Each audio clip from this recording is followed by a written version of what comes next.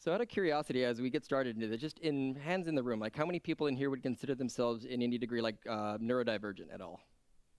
Okay. I would figure there's a lot of people who are just curious about like somebody else with a similar story. So yeah, like the um, yes. Oh, and if anybody does a, I'm not sure how they would actually raise hands or not, but if anybody has a, can drop a +1 in there as well for the online attendees, that would be awesome.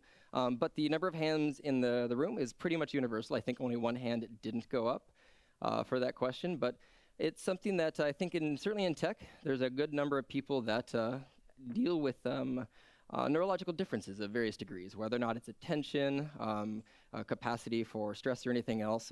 We all have things that we deal with on a daily basis. And it was one of the things that I wanted to talk about a little bit. I also just want to, as a quick throw up here, just show you something. So I have done, which direction? This is my 119th talk that I have given.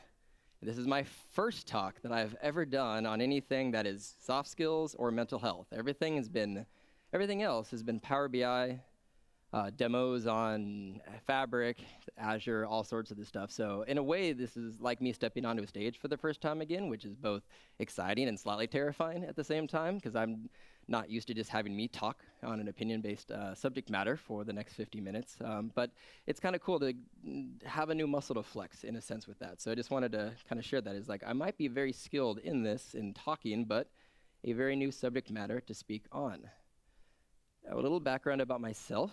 My name is Reid Havens. I've been in the BI space for about 12 years. This is technically my third SQL Bits, second in person. Still my favorite community-driven conference, and I think I like this conference more than any others for the fact that I can present on topics like this and talk about neurodivergence, ADHD and soft skills talks, mental health, and I mean, I don't think you'll probably see talks like that at the FabCon or anything else along those lines. It's just not a typical conversation that tech conferences usually have, but it's very important with that.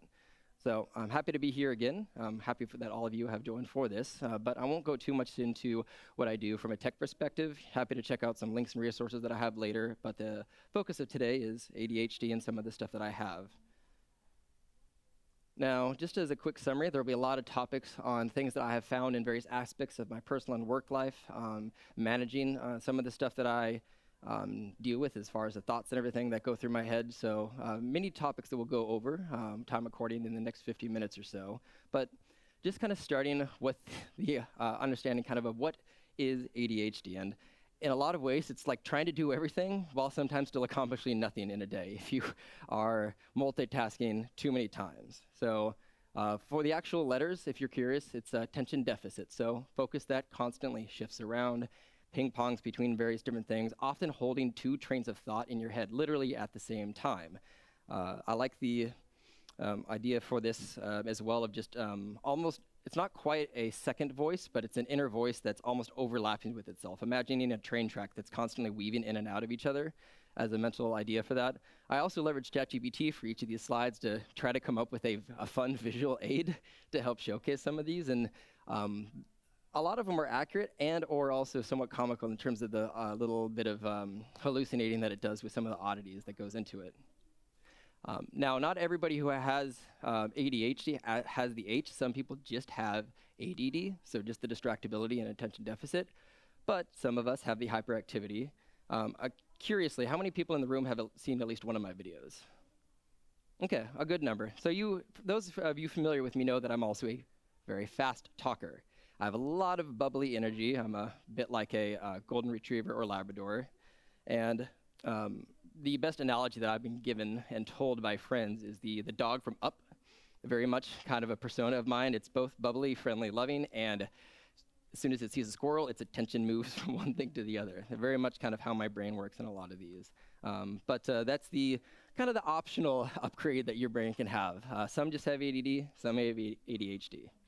And D for disorder or superpower, depending on how you leverage it. So in many ways, as we'll be talking, I've tried to find ways to leverage a lot of the stuff that I deal with into ways that can benefit my job, my work, efficiency, and so on and so forth. Now, also a fun fact, I suffer, or no, I don't want to say suffer, I deal with OCPD. So it's kind of like OCD, but without the intrusive thoughts. So I like to keep things clean. I organize every day. Taught to like keep a clean room growing up, so very clean and organized, but I don't need to turn on a light switch 10 times because I think the world's gonna end. So like a very mild form of OCD, which usually just results in being very task-oriented and also rigid to a degree, which is something I also learn how to deal with, is being flexible for sure. But in a summary, that's kind of what ADHD is and what I am. But what I want to do is actually, there's an amazing video. It's a short little minute, 50-second video, but I think it very succinctly describes and shows exactly what it can be like to deal with ADHD. So I want to use this to get us all on the same page of what it can be like inside of a head of somebody with it. I still have not had anything to eat today, so let's get that done really quick. What's this? Okay, Olivia, please clean the kitchen. Color orange. Okay, I can do that. Let's make sure the task board is updated. Clean the kitchen. Perfect. Okay, let's do the dishes first. So many. Once I put those in the dishwasher, most of the work will be over. Yay. All right, let's open this up. Gross. Those are still dirty. I never turned the dishwasher on yesterday. You're so forgetful.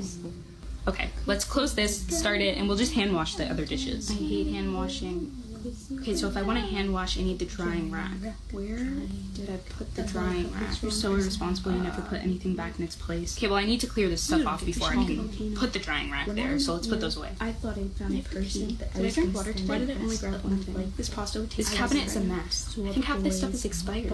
If I want any of this stuff to fit, I'm gonna have to clean out the cabinet. So much work. Let's just do that first. Grab a garbage bag. Really good that I forgot garbage bag.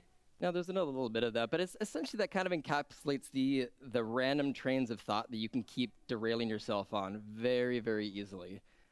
It's not quite the like second voice, but that's the best way to simulate the often two trains of thought that you're having. So you might be doing a new task while part of your brain is at the same time still figuring out what to do about the first task, and you will cut yourself off in your own head mid-sentence on a lot of that stuff as you switch between the different things going on at the same time, which is, as we'll get into, talking about distractibility, managing your workspace, and all of that other stuff. But hopefully gives a little bit of an example of just the ping-pongness of thoughts that can really bounce around in a head when you have ADHD. Question? Oh.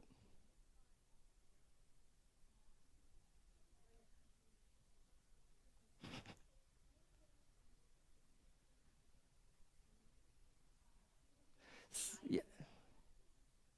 It does, yeah, so the question essentially is the ADHD paired with OCPD. So you have distractibility with ADHD and hyperfocus with OCD.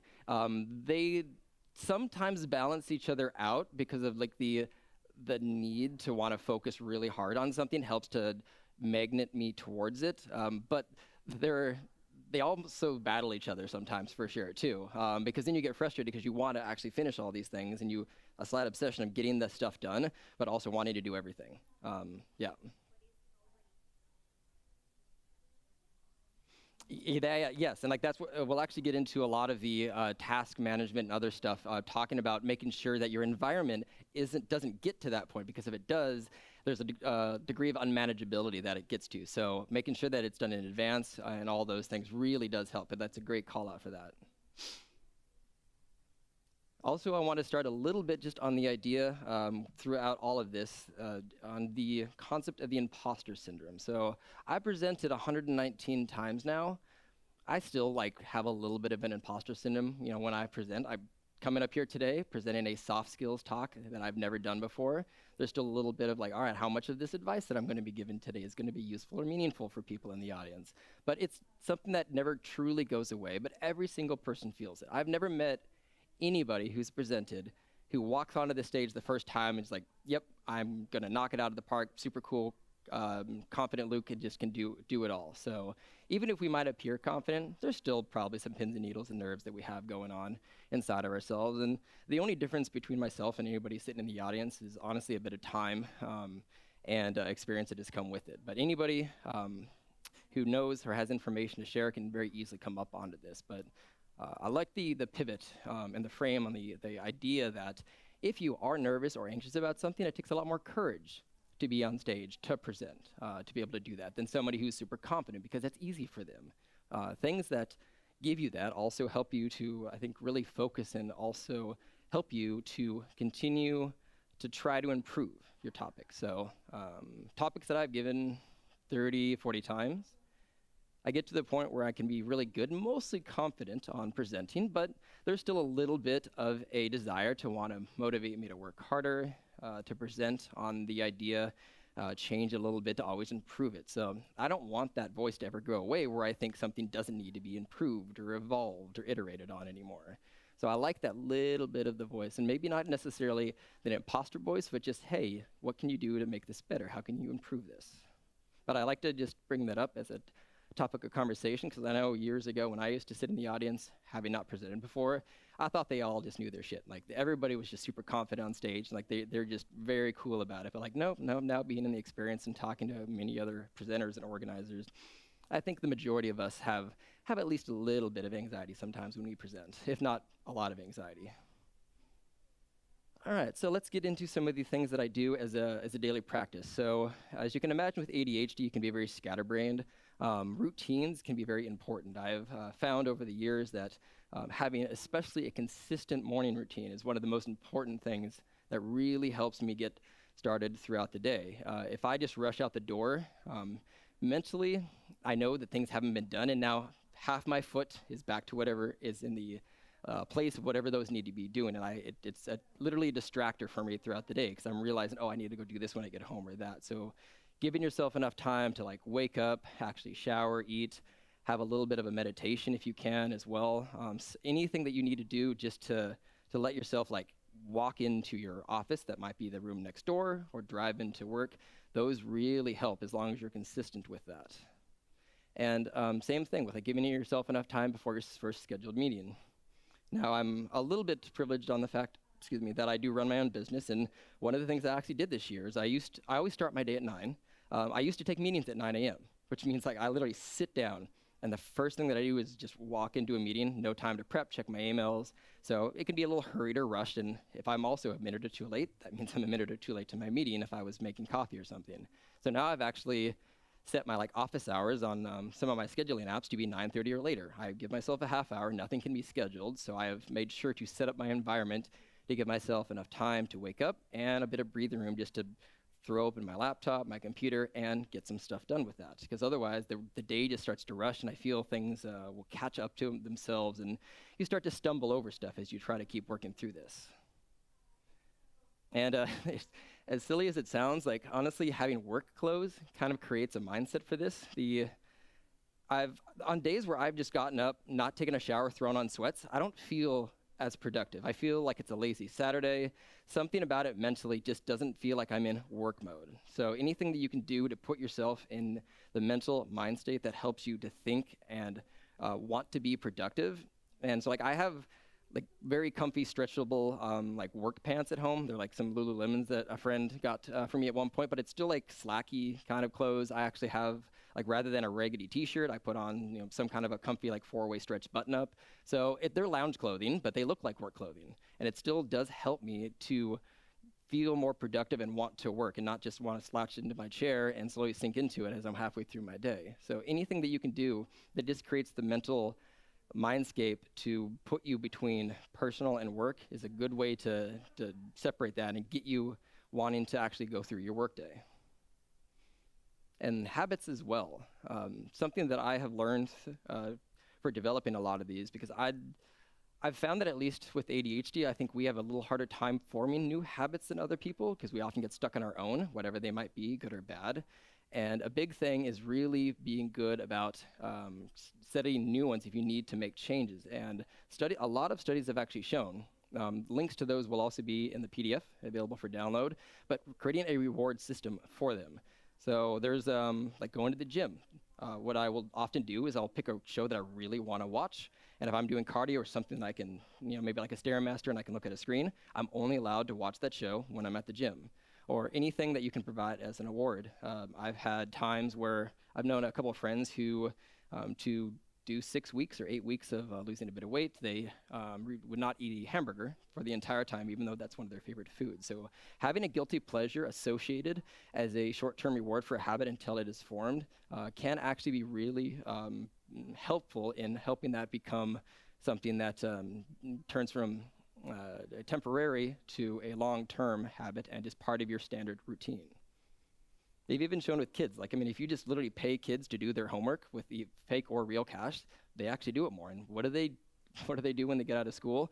They get paid cash to do work. So like some type of incentive is just what our brains naturally work well with.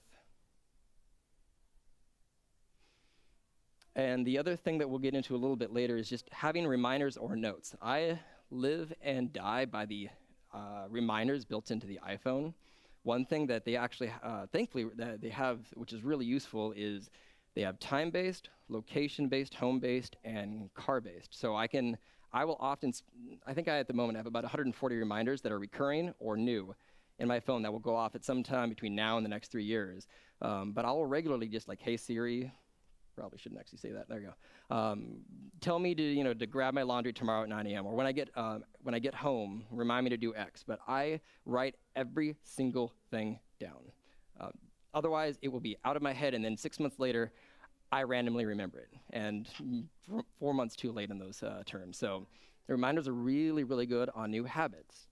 For some of the self-improvement ones, there was actually a thing that a couple years ago, I had a friend that made an accurate but also completely like blind to me comment. Like I think it was whenever we went to a restaurant, I would always just kind of grab the good seat at the table, like the booth or something. I never thought about it, and I was just sat down. He kind of mentioned that it would be nice if occasionally maybe you could ask who wants to sit where, and I put a reminder in my phone that I had for about a year that every day would just remind me to put other people's needs first. And it honestly was a good mental practice to just think about that. And I still sometimes pick the nice seat, but I'm also making sure to cycle it in with checking with other people and do things like that. Little things in terms of behavioral changes and all that, especially if it's something you need to think about, at least for me, it will be gone out of my head until I have a pop-up just to mention that to me. So those have been very beneficial in helping me have incremental improvements on behaviors and patterns.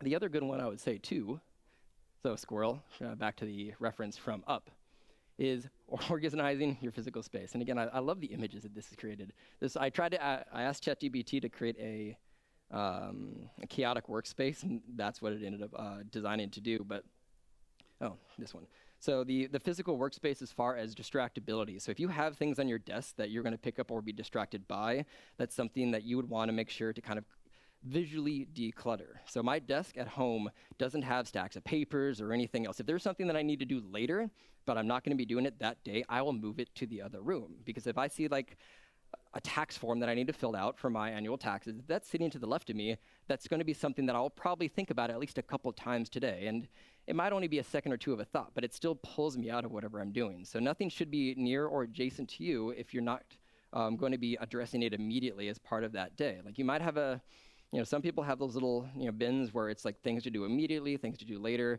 but I declare as much as physically possible the actual items that I have on my desk to make sure that I don't just squirrel brain myself and start thinking about all the different things that I have in my physical space. Now you might recognize the goblin here from Kurt Bueller's Data Goblins blog. I use that there. This is the term that I learned from Instagram, but I love it, and I felt very seen when I saw this as an Instagram video.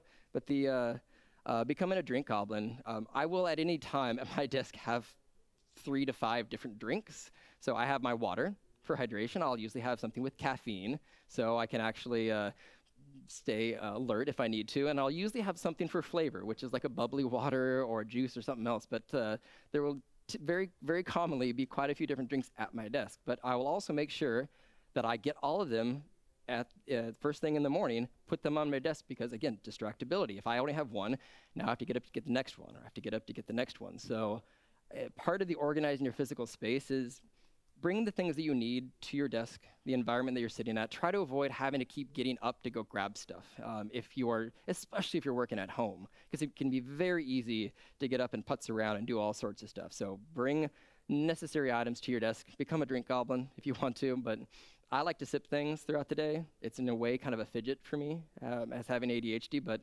it's something to just to kind of keep yourself going throughout the day. And removing or reducing distractions, we've talked about it in the sense of configuring your personal space. The other one you can also do is through phone and computer notifications.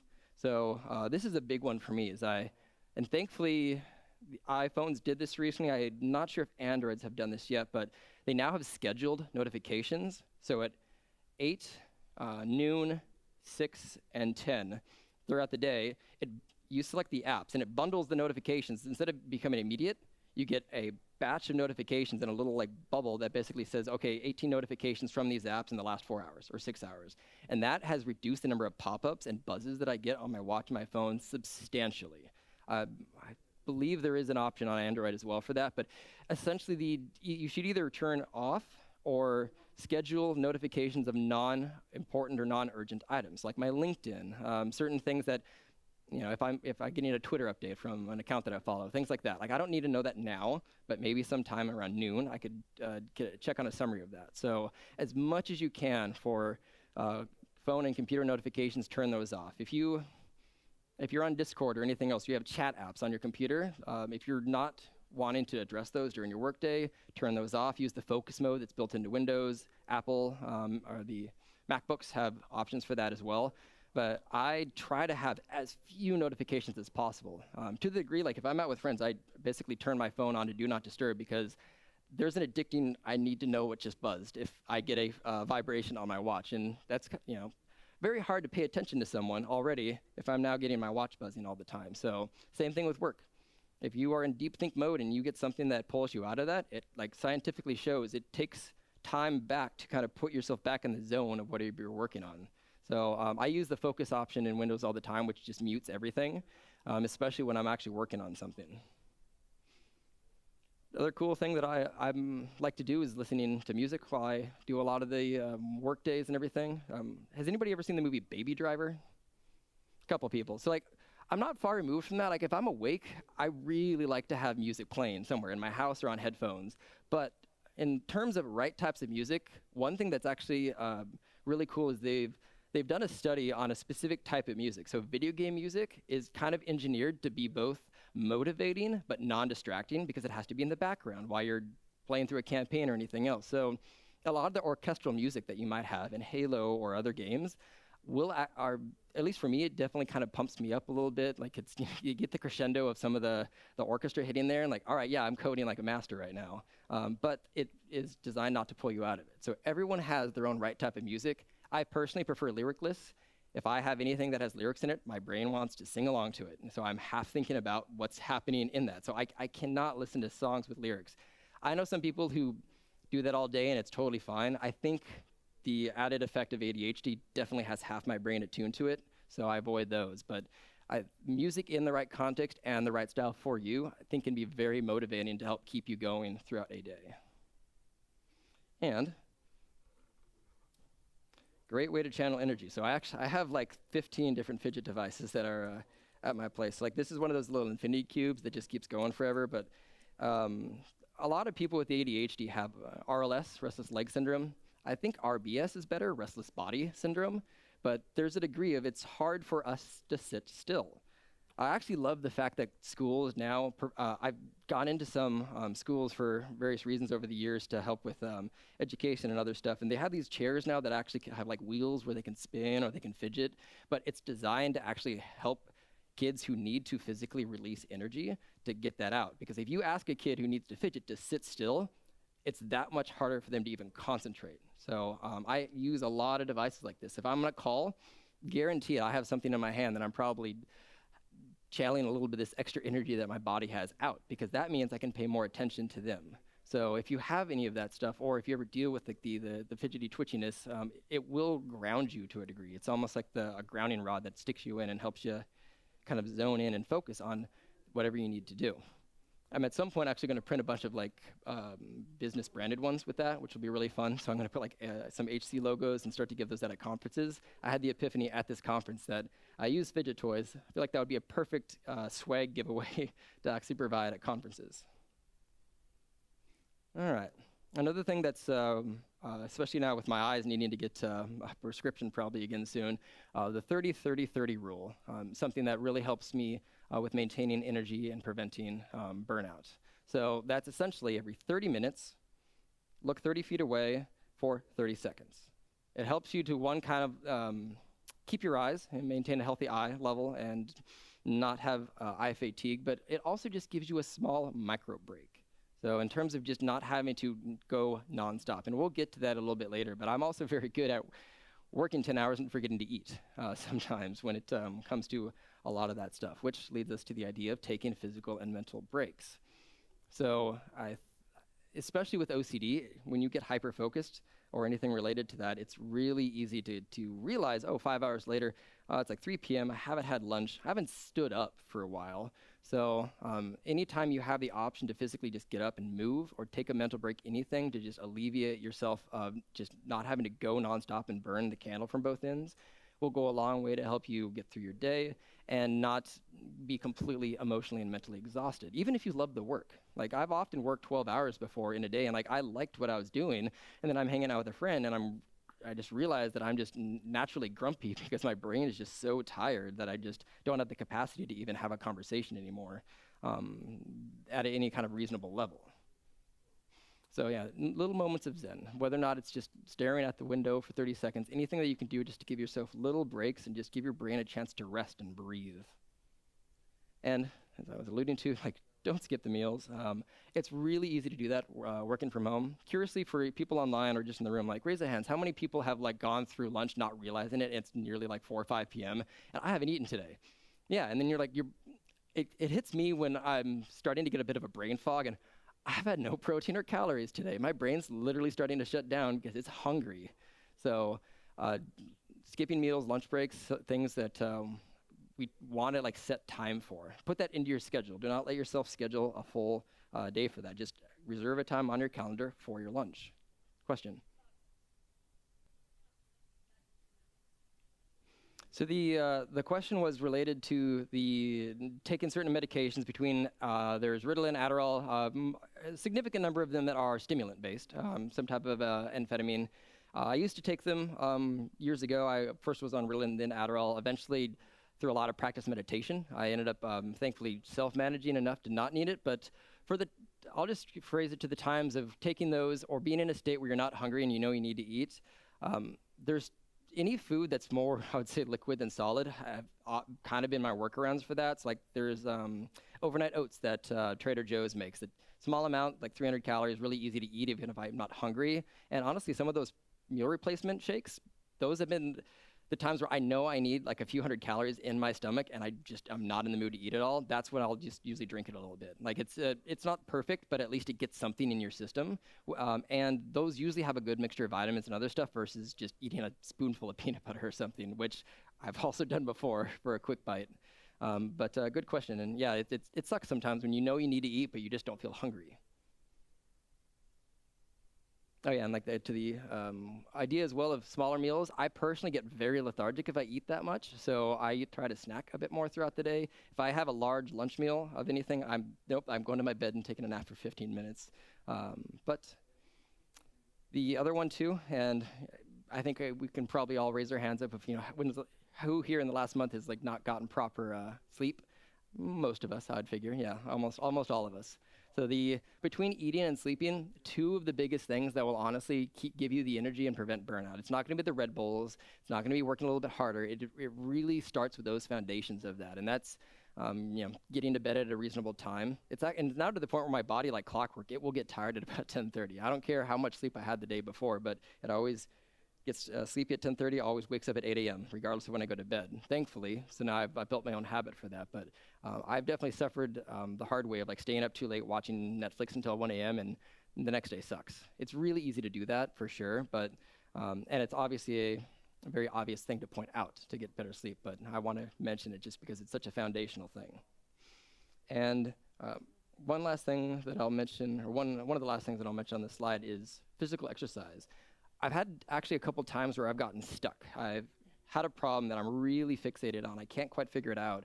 And this isn't necessarily even going to the gym. This could just be taking a walk. But anything that gets my body moving, it's funneling that extra stress and energy out of my body through a walk, bike riding, anything that just physically moves my body. I get the epiphanies during that time. That's usually where something clicks, and I think my brain has de-stressed itself enough that it can more calmly think about the problem and comes up with the solution. So that's one thing that I've used to unstick myself, especially just because sometimes when you're stuck, you get stressed, and having a break for that can be really useful just to get out and come back to the problem later. Last thing around the needing to physically move and stuff, consider standing or standing desks, ergonomic chairs, anything that helps you move. I got one of those standing desks that has those like hoverboard things, the wobble boards, so it allows you to wiggle around a bit. Like that's so nice for my legs just to be able to slightly move, and it also just means you're not stiff-leggedly standing there and locking your hips all day. But I absolutely love my standing desk, and I go up and down probably every couple of hours throughout the day, but I feel that really helps me to channel my energy out and also just not like melt into my chair after 8 hours. And I'm one who used to have like a really bad chair and a non-standing desk, and I have a C5 herniation that thankfully has gone away for now, but it's something that's there from a lot of bad posture sitting over the years. So even from a health benefit, standing desks are really good for people who work at home. Yeah, I'm realizing I forgot some of them. I'll keep just asking them out loud for sake of cadence. Okay. So staying productive and prioritizing. I'm not going to mention the taglines, but I try to have a little bit of fun with some of the subtags around here. But they're on the lines of the OCPD that I have. So I have both the distractibility, but I also impaired with the ability to very, very much hyperfocus, and I get lost. It's the problem that you get fixated on, and it took me a lot of years to learn how to separate a actual urgent requirement versus something that I was making urgent in my own head that wasn't really urgent. And I really like the Eisenhower matrix for this. So it breaks things into 4 quadrants between important, not important, urgent, and non-urgent. And it helps you kind of think about am I just trying to finish this right now because I don't want to just have a half-finished task, which didn't bug me? Or is this something that really needs to be done because it's a deadline, or this has to be due to a client or a manager at a certain time? So like learning how to write down and schedule things, come back to them later. I still don't like to do that much. Like there is a completionist part of me that if I start something, I want to finish it before moving to something else. But then you realize you've just spent 7 hours on something and you have a bunch of other stuff you should have done today, and you were stressed while doing it, so you were probably a lot less efficient at even working on it versus maybe going to something else later. The delegate is more only relevant if you actually have people you can manage with on a team, but I think the majority of this does at least give you a framework of thinking what actually needs to be done versus scheduled versus just can you just wipe this under the carpet and not actually worry about it if it's something that's neither important or non-urgent in those cases. But external versus internal deadlines, I think that's an important thing that I'm still working on actually distinguishing between, because I can confuse the two a lot, like fact versus opinion type things. Another one that I really like is the Pomodoro technique, basically having a timer. So this is something where I usually have about a 25-minute timer set on my computer. It just goes off and resets every 25 minutes. And sometimes I hit it, I just keep working, but I try to, at a minimum, you just stretch my arms, go take a walk, just walk around the condo and come back. But it really helps you to not just work for 6 hours, and it's a good reminder to maybe go eat. Just ask yourself, does my body need anything right now? And a lot of that just comes from 3 5-minute breaks in between that. Because when you work from home, it's especially for me, it's really easy again just to keep working, and you don't realize 3 or 4 hours have gone by. So any little just buzzer timer that goes off, and it's like a really soft little keyboard melody that goes, because you don't want something that's actually aversive in terms of the sound, so hopefully not a very buzzing timer. But it's a really good way to, I think, help you take those small micro breaks throughout the day, keep the stress levels down, keep the productivity higher. And especially with OCD, that's OCPD, being flexible and adaptive, actually being fluid with changes to things that need to be done throughout the day, your own expectations. I set really high expectations for myself on a lot of stuff, and when things aren't met for that, there's that incessant need to want to keep working and finishing it, and maybe not necessarily thinking about what's best for the day or myself, or also ending at a reasonable time. So that was a big thing that I'm still working on a lot, dealing with both ADHD and OCD, but just kind of asking yourself, is it a big deal or a small deal? One of my favorite kind of inspections of that is just would this be a big deal tomorrow? Yes, no, okay, well, but what about in a week or a month or a year? And that gives me a bit of a framework of thinking like how big or small something actually has as an impact to myself. Because things in a moment can seem very stressful, can seem very agitating, but if you realize, oh yeah, in like 7 days I'm not even gonna remember this, okay, this is a very small deal thing, I can just move on with my day. And similar to that, don't rush to complete. I've made a couple mistakes over the years with work where that need to complete something means that instead of working on it for an hour tomorrow, I'm going to rush through a little bit at the very end of the day, get it done. I can technically mentally check that off my box, but mistakes start to happen for that. So that urgency can not only come into play on working too long on something, but it also can cause more mistakes to happen on certain topics or certain tasks as well. So that's another thing that I really, going back to like the scheduling part of it, is I want to figure out where I need to delegate or schedule it and not either rush or work too long on a particular task. Always write shit down. Write everything down. There's not a thing that can stay in my head that will stay there for long. Like, for those of you who've had conversations with me, you may have seen me at one point like actually ask Siri to put a reminder in, or I will quickly type in a reminder for something, because if something enters my head, there's about a 30-minute or 30-second grace period that it will stay there, and then it will disappear for another 2 to 3 days. So every time I have anything that I realize I need to do, if it's not already written down, gets written down in some type of a task management system, calendar, anything that we have, or task tracking software with robust reminders. Most of our phones have that, but writing it down physically or digitally goes a long way, I think, to making sure things don't get forgotten or omitted as something that needs to be done, personally or in your work life. I also love the idea of a inbox and notification zero policy. Historically, we've more had an inbox zero policy. You get everything out of your inbox every day. Marco Russo is one that also notoriously does that as well. Everything gets either scheduled and snoozed to answer the next day, or it gets answered. I also have moved that out to like notifications on my phone. It stresses me out when I see a phone that has like 8,400 unread emails. So how do you live like that? But I try to get rid of most of them as possible, because it adds to my stress the next day. If I open my phone up and I now have like 300 notifications from yesterday paired with today's, and it just keeps growing, it just becomes this dragon that's chasing you of more and more things that need to be done. So I really try to reset my day so I can approach it fresh and not have a burden from things that were part of the day that didn't get scheduled or delegated appropriately from the prior day. So it really helps me to just kind of relax when I wake up during my next day. So as much as possible, I try to get rid of all that stuff. Or again, for apps that you don't care about notifications, turn that off. You don't need the little icon above it to tell you have 300 unread Snapchats if you don't use your Snapchat app, as an example. Similarly with meeting scheduling software, this was actually something that really helped me get on top of managing a good calendar. And we'll have another couple of other examples on this. But I eventually started using the bookings app. And one thing that I had to do is I actually had to make sure that my calendar was appropriately scheduled for everything. If I was going to have an appointment from 1 to 2 somewhere, you have to make sure there's drive times built into it if somebody's going to automatically schedule for you. But the amount of effort and alleviation that came off of not having to go back and forth 30 times on an email of seeing when you're available, where and when, having to deal with time zones versus giving somebody a link like Calendly or Microsoft Bookings, which is free with all Office products, that has saved me so much time and effort. But you have to be very diligent on making sure that your free time on your calendar is actually free. And I was not proper at doing that at first. I got a lot of misappropriated scheduling. But that's something that goes a long way. And you need to make sure, though, when you do that, to reserve me time.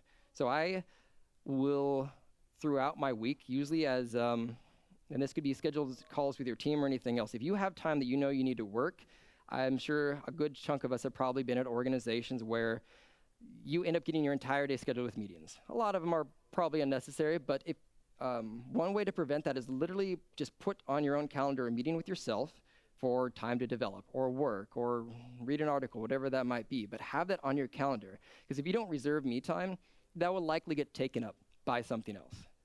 I've had many times where I have 7 hours of client calls and like, when am I going to actually do the work that I'm being requested for all this? So I fairly diligent every Sunday to try to put those meeting times throughout all of that for myself to be able to have those reviews. And it's usually on Sundays. Like that's actually my Sunday evening is like I have a little bit of time set aside for myself. I will kind of go through my week, see where there might be gaps. If there's any days that are starting to get full up, I will make sure to, you know what, I'm going to park 2 hours right there. That I don't know what I'm going to do, but that is 2 hours for me to not have to talk to anybody or anything else. Block those off. And even for personal development, I have a standard 4 hours. My 1 to 5 on Friday is always blocked off, and that's time for me to like read new articles on Power BI, do anything for personal development or anything that I just need to do for my either my job or my work. But it's always 4 hours a week that's just designed for me to choose how I want to use that. Again, if you don't have that on your calendar, you will likely end up never having the time to read that article you want to because other things keep coming up. And Jackson Pollock your calendar.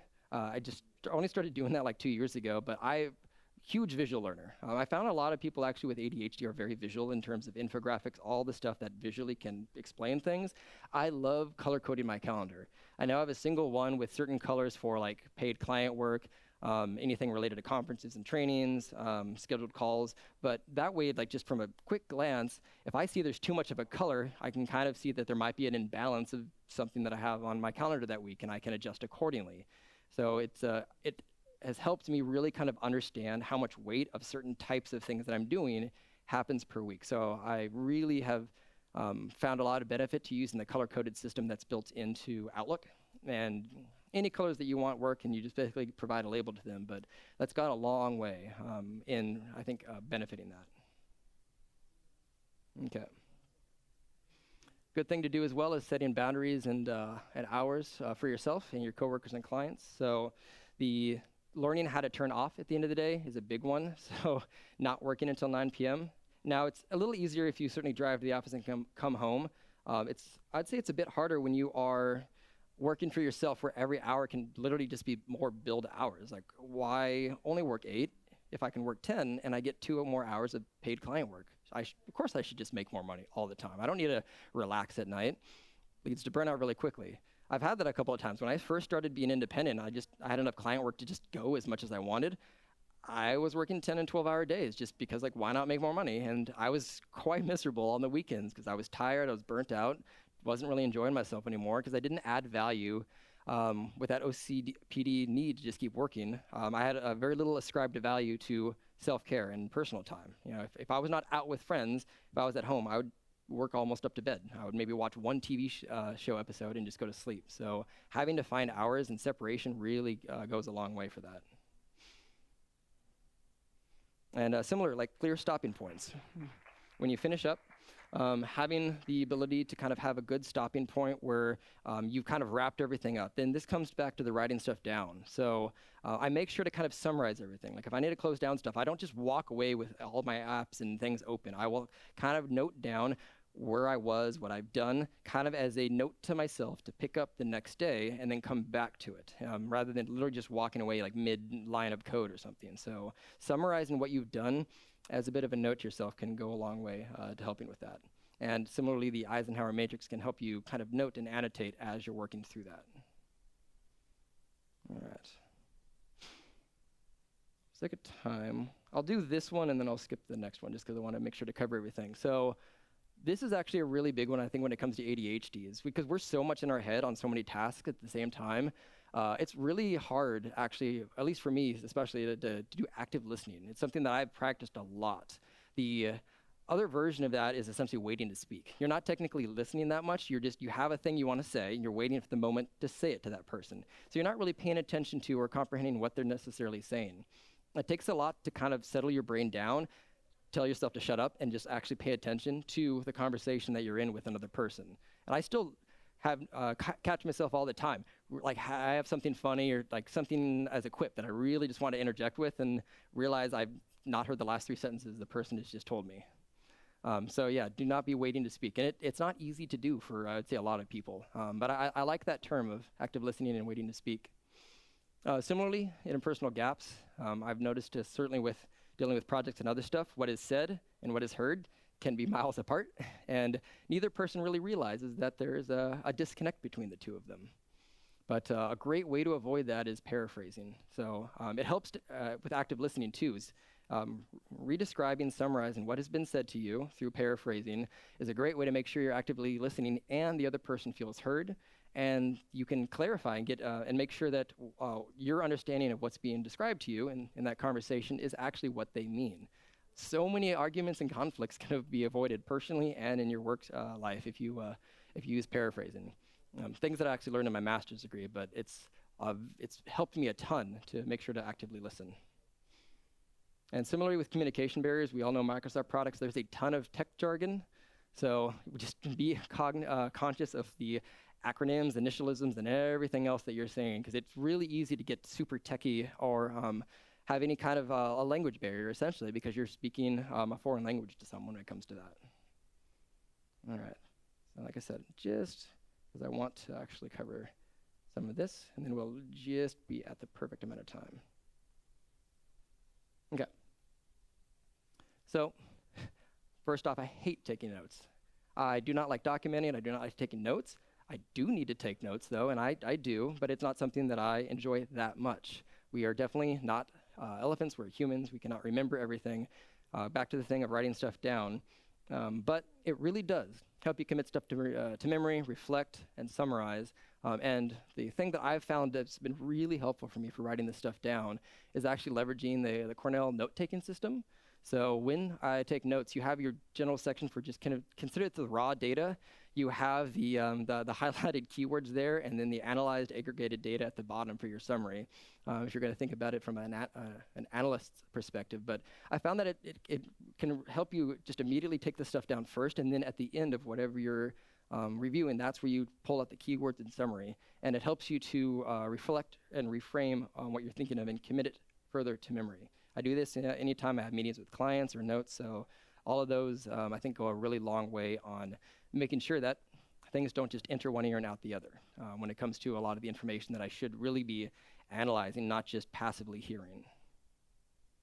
Handwritten is also greater than digital. Many studies have shown that actually physically writing stuff down, remarkable tablets are great for that, but near universally, it's been proven in classes, studies that yes, the act of physically writing something with your hand helps to commit to memory information versus typing it on the keyboard.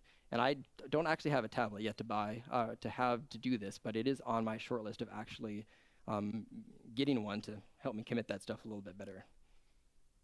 Diagrams, infographics, flowcharts. I'm a very strong visual learner, so I've often found as part of the summary is any kind of a diagram or drawing, things that can help me think through the process flow of thoughts or anything else that I'm collecting as information. It personally, for me, been very useful. And again, I think for a lot of people with ADHD, visual learning helps to commit these things to memory. When possible, I leverage note-taking software, so this is the thing built into Teams. So I really do like the auto-summarizing in Teams Premium. In the next section, I'll talk about a couple bits of software, but there's quite a few AI note-taking software now where it will give you the raw notes, the audio file. It automatically tags the people who are talking, but then it summarizes it into a mostly accurate description of kind of the overall meeting. But that means you don't have to multitask, because I can get distracted writing a note and then I forget or don't hear what somebody is saying. So if I can actually have something take notes for me, actively listen, come back to the notes later, hugely beneficial. So I'll talk about this here then at this section. So some of the software summary, just things that I personally use that helps me with a lot of this stuff. So for planning and organizing, Trello, Asana Planner, any of those kind of board tools that has the boards and cards, incredibly useful for me to put everything down. I pretty much manage my life between either my iOS tasks or anything that goes on my Trello boards. I have a Trello board that I build with friends if I do a travel. I have an itinerary up there. I use it for client management, just managing stuff if I need to do around the house. But everything gets written down and organized in some way, tagged, categorized, and so on. Note-taking either with OneNote or Evernote. As I mentioned as well, iOS reminders and Microsoft To Do is really useful if you need to have anything that kind of on a scheduled or timed basis can give you reminders to do things. I'm I religiously use ChatGPT to help me write stuff a lot as well. So, perfect. I think we should only be like 3 minutes over. Yeah. But the ones that I wanted to mention here, I use a ton of software, but 3 ones that I want to call out just as like things that I absolutely love. And the first 2 are more specific to like ADHD and the ability to do a lot of the stuff that I need to. Like Crisp Audio, essentially what it does is it's an AI-driven tool that creates a virtual microphone and speaker on your computer. So it automatically noise cancels all audio coming in and out. So if you're on a call with people with a lot of fan background noise, it actually kills that. But it actually kills the audio coming out to any software that you're using. So whether or not that's Teams, Zoom, any other call tool that you might have, which, I mean, if I have a fidget toy, it makes sure that people don't hear the clacking unless I stop and I start talking. So that's incredibly useful for that. And it's the fact that it has a built-in note taker.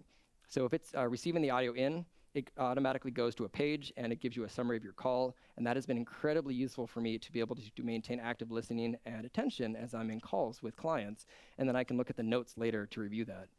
And I think it's only like $6 or $8 a month for a limited usage of the software, but it has hands down paid for itself in droves.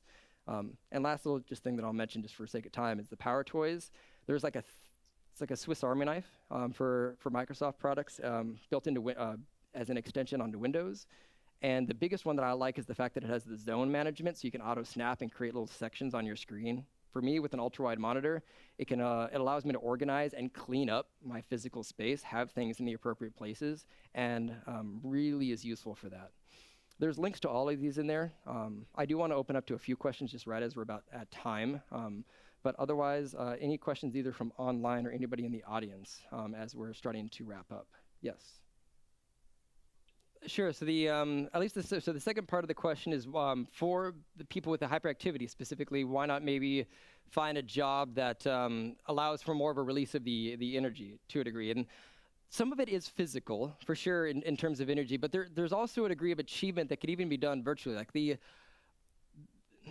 those times where I'm stuck on like a DAX measure or something or anything else, like I finally hit, like I've been stuck in something and it just works. I've hit that line of code or something else. There's still a release of like excitement and energy that mentally just comes out of my body with that. So it might not have been that I just ran a 5K, but I feel a similar sense of accomplishment. So energy comes through as sometimes as restlessness, but there's also a degree of like energy that is released through achievement. And you can still mentally hit that with a lot of activities that you're doing at a computer, and then mitigate it, of course, with fidget toys, standing desk.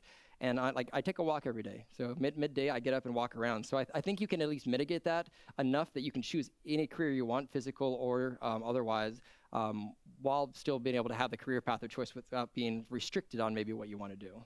Really good question, though. And what was the first part? I think the ability for you to actually maintain a few different trains of thought, as long as they're mitigated and you help yourself set them up in order rather than necessarily having them go on at the same time.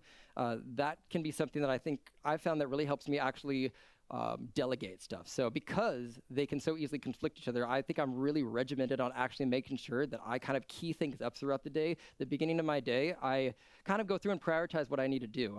I forgot to mention that earlier, but I'll usually actually pick 3 primary things. Like when I first sit down at my desk, what are 3 things, regardless of what else I do, that I should have done by the end of the day?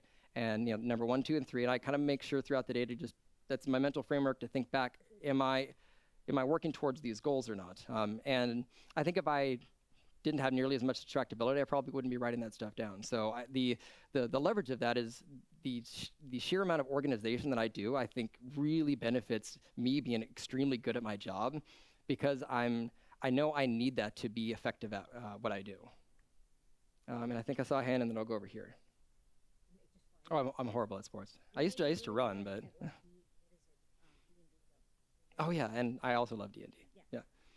Yeah. Like to summarize what you said, like the excessive energy can manifest itself in many different ways, which is also like why it can be alleviated in many different ways, because you can still have a mental release of that energy, even if you're not physically releasing it through activities or other stuff. Or honestly, like sometimes just listening to the right music, there's a degree of it calms you down. And it's still releasing that pressure valve. So we have a lot of, many of us have had creative ways to get rid of it, even if you don't physically see it.